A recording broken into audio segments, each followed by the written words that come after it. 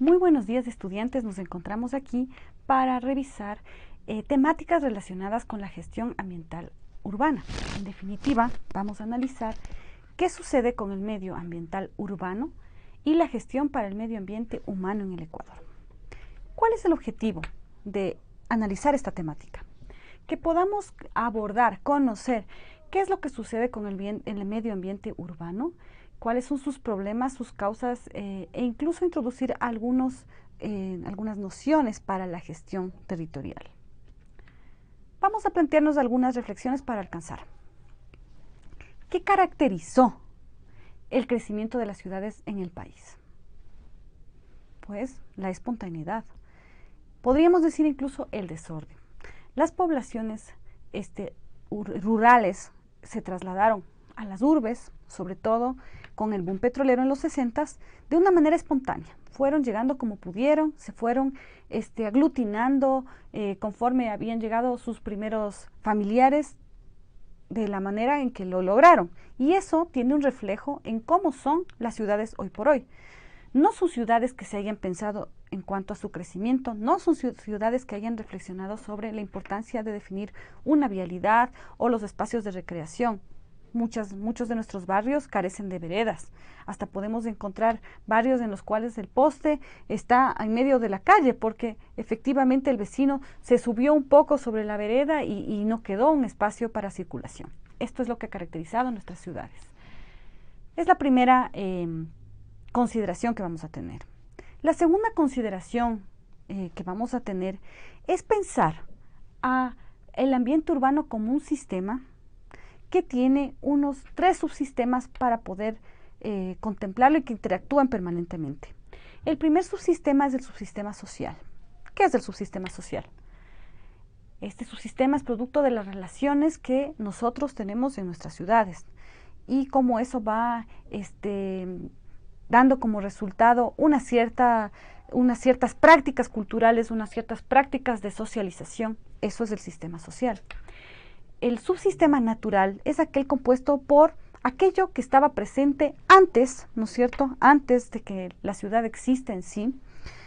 Muchas veces pensamos que las calles, las carreteras ya estaban donde están, pero en realidad debajo de eso había antes otra realidad que era unas condiciones ecológicas de ese entorno. Quito, por ejemplo, es un páramo de cemento, porque seguramente si no estuviera el cemento sería tan páramo como otros lugares cercanos a la misma altura. Entonces, este es el subsistema natural. Y finalmente el construido, que es aquello que se edificó, aquello que construimos para poder vivir. ¿Qué es lo que sucede? ¿Por qué se dan los problemas ambientales? En realidad los problemas ambientales surgen por una suerte de desequilibrio de estos 3 subsistemas, generados principalmente por el crecimiento del subsistema construido. Este subsistema construido va por sobre los espacios que deberían estar definidos para la socialización. Entonces no tenemos parques, no tenemos lugares de encuentro, no tenemos comodidad para poder sacar a nuestros niños afuera, a la calle, digamos. No tenemos seguridad para caminar porque es inseguro, es peligroso y por lo tanto atenta contra el hecho vital de que nos encontremos. Y también atenta contra el ecosistema que estaba ahí, la naturaleza endémica de ese lugar, y entonces se secan nuestras fuentes de agua, se incendian nuestros bosques. Por lo tanto, pensar en una gestión ambiental urbana implicaría pensar en una suerte de equilibrio de estos 3 aspectos. Finalmente, la cuarta reflexión en torno a esto, tiene que ver con el hecho de comprender que la gestión ambiental urbana es una base para el ordenamiento territorial. Y esto es así. Conocer dónde y hasta dónde van a crecer las ciudades también nos permite conocer y proyectar qué vamos a hacer con nuestras áreas más rurales. Tanto es así que el COTAD, que es el marco normativo, el Código de Ordenamiento Territorial en el caso ecuatoriano, establece que sobre la planificación de los municipios en relación al uso del suelo, y solo después de esa planificación entren los otros niveles de gobierno que estarían pensando en los temas más productivos agrícolas y rurales. Eso es una muestra de que efectivamente pensar a las ciudades es fundamental para pensar el país. Aquí vamos a revisar algunos datos que nos dan cuenta de la problemática a nivel nacional y también a nivel local, tomando como ejemplo la ciudad de Quito. El primer dato que les traigo aquí es este mapa.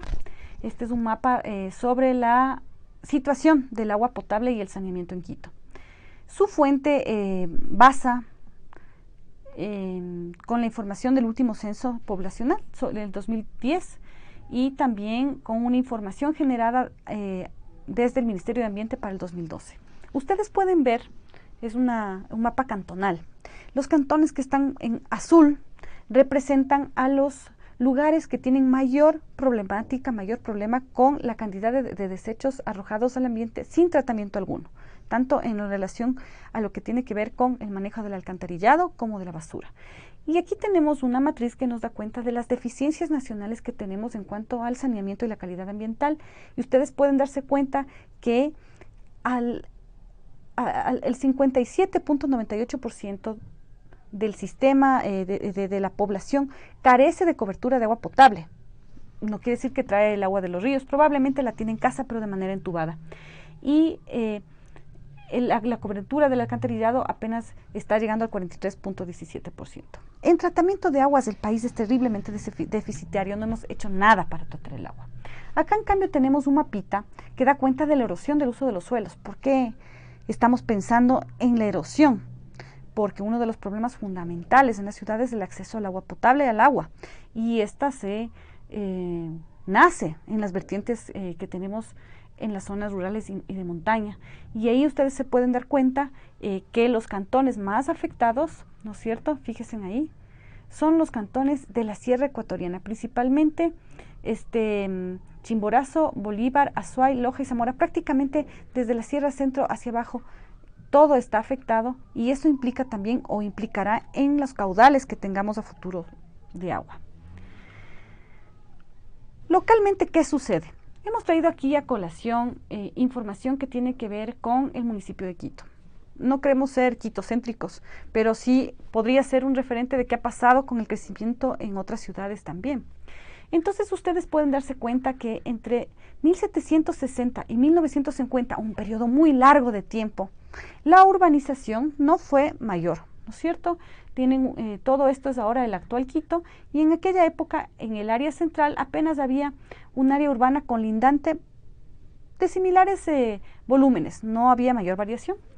Entre 1950 y 1970 empieza a crecer esta mancha que podríamos decir es el área de crecimiento urbano. ¿Qué pasa en estos años?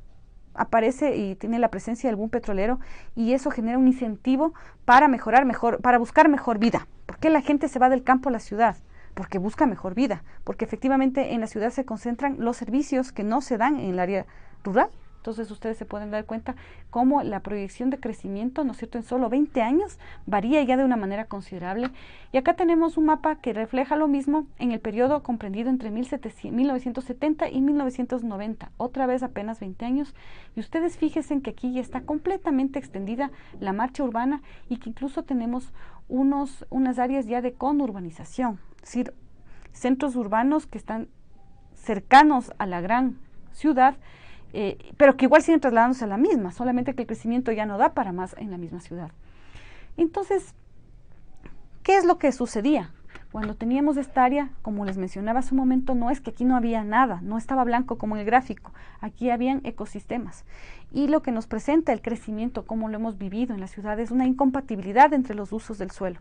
Esos usos del suelo que están destinados a la ciudad y los otros que estarían destinados incluso a la producción de nuestros propios alimentos. Otro elemento que quería mostrarles tiene que ver con los impactos de un crecimiento de esta manera. Entonces, lo que ustedes pueden darse cuenta aquí son los viajes diarios que se hacen en el área urbana de Quito. Y todos, absolutamente todos vamos hacia el centro. Como anécdota les quiero mencionar que hasta hace muy poco tiempo, 5 años más o menos, en el sur de Quito, toda esta área de acá, no habían notarías. Si las personas necesitaban legalizar cualquier tipo de trámite, forzosamente tenían que trasladarse al centro. Entonces eso nos evidencia que obviamente aquí va a haber una concentración va a ser atractivo vivir en esta zona de alguna manera, porque aquí estarán concentrados los servicios, porque si vivimos aquí perderemos menos tiempo en trasladarnos que si estamos yendo desde Calderón hacia el centro, por ejemplo, desde el norte, muy al norte al centro, y evidencia que en las áreas centrales se concentran tanto las actividades político-administrativas como las de comercio y finalmente las de residencia, pero evidentemente esa residencia va a tener un costo más alto que para aquellos que viven más lejos, generando impactos en los costos, lo que se llama la renta diferenciada del suelo. Aquí va a ser más caro vivir que aquí. Por lo tanto, vamos a ver justamente esto, ¿no? Diferencias muy contradictorias en los precios de las viviendas. Y también vamos a ver que para las personas que están más afuera, todo les va a salir más caro. Trasladarse les va a salir más caro. Como vienen de muy, muy, muy lejos, van a perder un montón de subidas sentados en un bus. Pensemos, por ejemplo, personas que para trabajar se tienen que trasladar desde cualquiera de los dos polos, ¿no? Desde bien el sur o desde el bien el norte a esta área central. Van a perder entre 2 y 4 horas diarias de subida sentados en un medio de transporte. Y aquí tenemos finalmente otros datos que nos dan cuenta de dónde viene el agua en la ciudad de Quito. Esto es interesante. Tenemos aquí los subsistemas principales de fuentes que nos proveen de agua potable. Y todas son parroquias rurales. Tenemos los sistemas del Pita, que tienen que ver con el tema con todo lo que es la fuente del río Pita. Tenemos los centro-occidentales que contemplan los subsistemas Atacazo, que ya está incluso en la provincia de Cotopaxi, en otra provincia, Yoe, Pichincha, y aquí están las fuentes de abastecimiento. En el noroccidente también traemos agua del noroccidente, Papayacta, sistemas que están en el sur, e incluso aguas subterráneas y pozos acuíferos. Entonces, ¿qué nos da cuenta esto? Que el impacto de nuestro crecimiento, aparte de impactarnos a nosotros, en nuestra calidad de vida, impacta directamente en las poblaciones que están colindantes y que son los territorios rurales del país. Entonces vamos a reflexionar sobre algunos temas. Primero, hemos mencionado que el tiempo diferencial del transporte va a impactar directamente en el precio de la vivienda. También hemos visto que la renta diferencial, esta suerte de que las viviendas que están mejor ubicadas, más cercanas a los centros administrativos, centros políticos, centros comerciales, van a tener un mejor precio, y entonces muchas veces van a tener un precio más alto en sus arriendos, e incluso en el precio de venta. Y eso va a generar que muchas veces las poblaciones trabajadoras provoquen una suerte de tugurización, se instalen muchas personas en una casa que es para pocas personas, por ejemplo, para poder disfrutar de los beneficios de estar más cerca. Otro tema importante que es interesante de mencionar es que lo que también sucede en las ciudades es una suerte de ordenamiento también condicionado por los ingresos de las personas. Entonces tenemos muchas familias que sí pueden gozar de tener estos tres subsistemas de mejor equilibrio, ¿no es cierto? El social, el construido y el natural, y edificarse unos barrios más caros, connotados positivamente, porque además casualmente los municipios hacen obras en esos barrios, y esto también va a elevar la renta de la vivienda, generando una suerte de impuesto privado, donde el Estado interviene muchas veces y mejoran las condiciones de ese barrio, también sube el precio de la vivienda. Entonces, muchas veces lo que sucede es que incluso la gente que originalmente estaba en esas zonas se ve medio expulsada de forma no presionada por una política pública, por la policía, sino por el costo de la vivienda. Pongo un ejemplo. Recientemente, en los sectores aledaños de Quito, hemos construido lo que se llama la Ruta Viva. La Ruta Viva es una suerte de superautopista que nos conduce hacia el aeropuerto, construido recientemente en un sector que antes era muy rural. Se llama Ruta Viva, pero de viva no tiene mucho, porque en realidad lo que tienes es una sábana de cemento puesta sobre ese territorio que hace muy poco eran sembríos. Para esas personas campesinas, pudo resultar, por un lado, muy interesante que les compren sus terrenos, ¿no es cierto?, a, entre comillas, buen precio, porque además, manteniéndose actualmente con la nueva dinámica que ha adquirido este territorio, ellos no pueden producir comida. Se les acabó su tierra, se quedaron con poquito, insuficiente para poder vivir de la agricultura. Entonces se crea esta suerte de impuesto privado. Ellos finalmente salen, se ocupan esas zonas por quienes pueden pagar por tener naturaleza, espacios de socialización y bonitas edificaciones. A esto le llamamos esta suerte de impuesto privado que también se genera en las dinámicas urbanas.